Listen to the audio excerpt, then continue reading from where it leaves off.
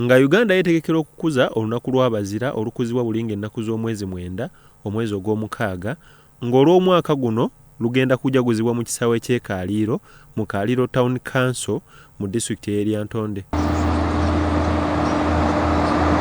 Omukolo guno gusuubira okwetabwako omukulembeze w'eggwanga Yoweri Kaguta Museveni ng'omugenyi omukulu ng'onaasuubira okutongoza ekifo eky'ekijjukizo ekyazimbibwa okujjukira bannakabula abaalwana n'abamu ne bafa mu lutalo. Amakubo agayingira n'okufuluma saako n'okwetooloola Kaliiro yenna gali mu kuddaabirizibwa abagenyi bagenda okutuuka ng'ekitundu kyonna kirabika bulungi newankubadde nga kijjudde enfu.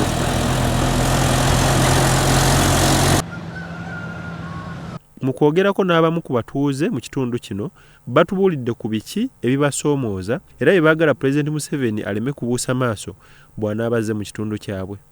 Obuzibu obuliho n'enguuto nicyo ky'amaani turi kubaaca enguuto n'amarwariro embazi nimike noozeho bakwandikira toine na 10 hata oreeba okuyambibwa kutariho mwenu yatukorera ari ebyo hasigara ntuzaguma nawe mpaka muzehi ko ari kwija nitugira ngo leta emibazi titugirebe hati igitajyanja babarwire oba nitwe turya bakikuruta inkamanya otwala omulwadde wano ku ddwaliro ngo nabamukusindikira Eryantonde wa hospital wali Eryantonde nga wakulongoosa ate bwe tutuukayo tugenze tutulina na 11 ne batusaba ssente z'okulongoosa omuntu.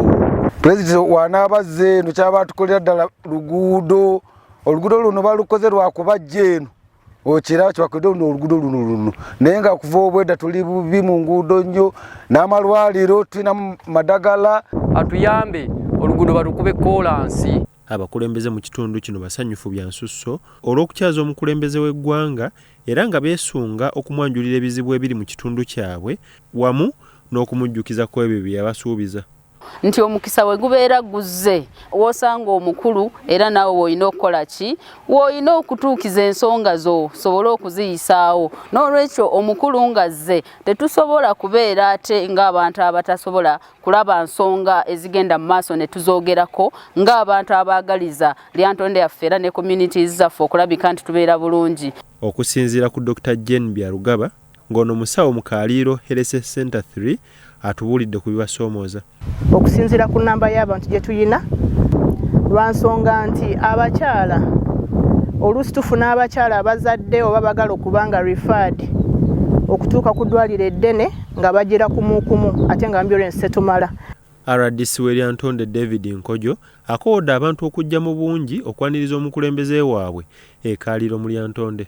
Saba abebitweka byona tulina sub counties 8 byona abantu ntubasaba baide mu bebaro neighboring districts ntubasaba baide babebaro and the whole country muize hanu tukole Heroes Day enkokweri mu Lyantonde. Tusobodde okulambula ku ddwaliro lino mwe tusanze abakyala ababadde bamaze okuzaala ne batubuulira ku byetaago bye balina. Buli mwezi kumpi ebitanda tebitumala ziri omuze tulina ezimu zibulaabulamu olumu ojja kuzaala nga ebyetaagisa oluusi olumu tebiriiwo nga bibulaabula. Mwene batwongerera hirwariro barukuze dibe ry'omulembe babasemereza aha babajanjabira. Twekanga nga abakyala bano bangi ddala ne twesanga nga ate abasawo batono abasawo bakola omulimu ogwabwe bonga bo ne bambi weesanga nga bw'ojja n'okutandika ssaawa 2 okutuuka ssaawa 8 baba bakoyedde ddala abasawo sigamba tebate bakola baba bakola ddala omulimu omulungi naye. Bya Muhawe Court Leader Salt TV Omunyo.